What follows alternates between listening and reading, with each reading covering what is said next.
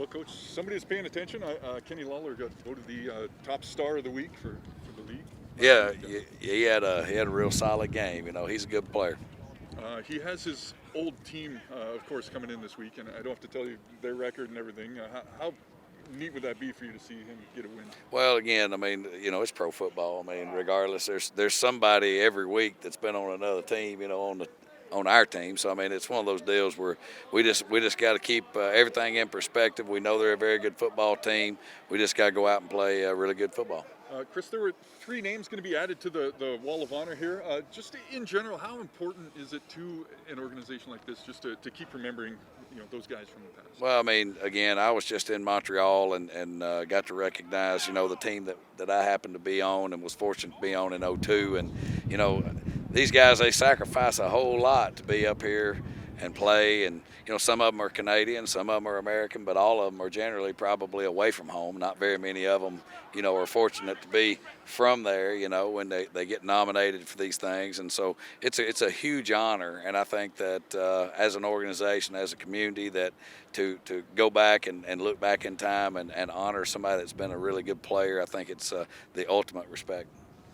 Can you tell me about Sears Smith, the guy who looks like he's going to get a chance to play this week? Yeah, he's a good player. He was a 5-star guy out of high school, that I've been watching, following for a long time, and led UCLA in sacks, I think it was as a junior. And he's a very versatile guy. He can play some stand-up outside linebacker, very athletic. Look forward to being able to see what he brings to our football team. He can line up at a bunch of different positions, extremely smart, extremely dependable. How has Leonard done on the corner? He's done a real nice job. It's something that we've been toying with for quite some time. He's got just all kind of talent. Now it's just a matter of him learning the position. How deep are you into your, what do you call it, your ready list or whatever of guys that you call if you get into a situation?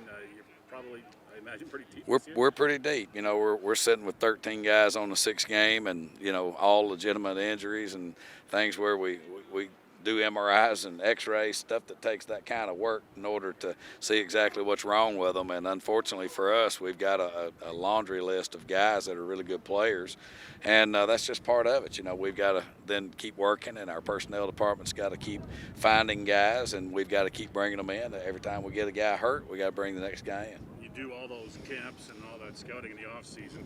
You don't want to see it play out like this, but it's nice to see that work kind of.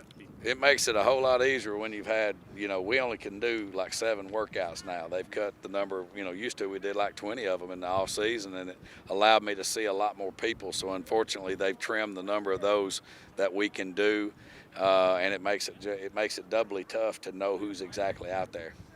Kenan Irons, what do you see him bringing to the table to this team? Yeah, he's a good player.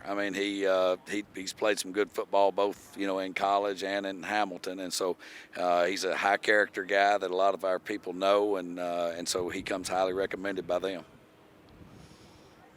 All right, Thanks, Chris. See y'all. Thanks, Chris.